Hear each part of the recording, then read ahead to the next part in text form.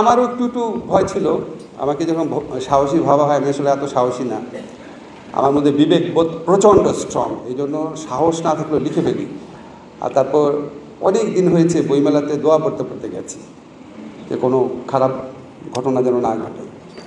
যাই হোক, এখন আমি একটু প্রসঙ্গে আসি যে আমাকে আমিনুল বলল কি, যেটা সন্দেহ করে ট্যাগ দেওয়া হইতো না রে ভাই, জেনে বুঝে ট্যাগ দেওয়া হইতো। আমি ইউনিভার্সিটিতে আছি 35 বছর যাবৎ, জেনে বুঝে, জানে এই ছেলেটা শিবির না, জানে এই ছেলেটা ছাত্রদল না, তার ল্যাপটপটা নেওয়ার জন্য করা হইতো, বিনোদন হিসাবে করা হইতো, নিজে আরও বড় লিডার হওয়ার জন্য করা হইতো, যা ইচ্ছা যে কোনো কারণে করা হতো, কোনো সন্দেহ না, নিশ্চিতভাবে জানতো শিবির না, তারপর করা হতো, সন্দেহ কোনো ব্যাপার না। এবং এই ব্যাধি, এই 15 বছরের এই সমস্ত ব্যাধি থেকে আমরা এখনও মুক্ত হই নাই। সেকেন্ড কথা হচ্ছে কৌশল। এটা আমার একটা আছে, এটা সত্যি কথা। আমি অনেক আগের থেকে লিখি। আমি ইউনিভার্সিটি 3rd ইয়ারে যখন পড়ি তখন আমি বিচিত্রার কাভার স্টোরি লিখতাম। যারা তখন বিচিত্রা পড়তেন তারা জানেন যে কীরকম ব্যাপার। আমাকে দেখে মানুষ হতবাক হয়ে যেত, আমি এত অল্প বয়স্ক ছেলে। সো আমি তো অনেক বছর যাবত লিখি। আমি সবসময় ফান করে বলি, হাসিনা খালেদা যখন পলিটিক্সে আসছে তখন আমি বিচিত্রার কাভার স্টোরি লিখতাম। So I know them. আমি অনেক চালাকি করে লিখতে পারি। যেমন আপনাদের মনে আছে, আমি একটা ফেসবুক স্ট্যাটাস দিয়েছিলাম যে সুষ্ঠু নির্বাচন হলে কাবুল বিমানবন্দরের মতো অবস্থা হবে বাংলাদেশে। তারপর আমার রুমে তালা দেওয়া হলো এবং ঘোষণা দেওয়া হলো আমাকে যেখানে পাওয়া হবে ধাওয়া করা হবে, মারা হবে। তারপর মামলা দায়ের করতে গেল ডিজিটাল সিকিউরিটি অ্যাক্টে।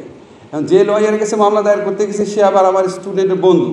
সে আমরা পরে বলে, স্যার আমি তো অবাক হয়ে গেছি, আমরা এখানে তো আওয়ামী লীগের নাম নাই। সুষ্ঠু নির্বাচন হলে কাবুল বিমানবন্দরের মতো অবস্থা হবে, সুষ্ঠু নির্বাচন হলে আওয়ামী লীগ হারবে, এটা তো বলা নাই। তো তুমি ধরে নিলে কেন তোমাকে বলছে, বলে তো মামলা করা যাবে না। তারা অনেকগুলো লয়ারের কাছে ঘোরাঘুরি করেছে, সবাই বুঝেছে এটা আওয়ামী লীগকে বলা হয়েছে।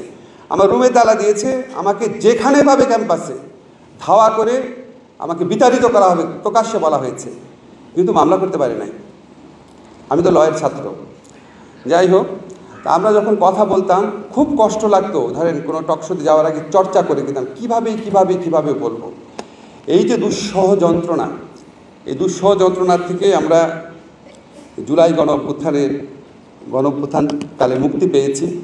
মনে হয় এই ছেলেগুলো আমাদেরকে মানে কী দিয়ে গেল, যারা জীবনটা দিয়ে গেল, যারা বেঁচে আছে তাদেরকে কিন্তু আমরা অনেক পূজা করি, অনেক কিছু বলি, কিন্তু যারা মরে গেছে তাদের মৃত্যুর বিনিময়ে আমাদের কি একটা অসীম একটা ফ্রিডমটা দিয়ে গেল, এটা মনে হয়, এটা আমার বলা প্রয়োজন।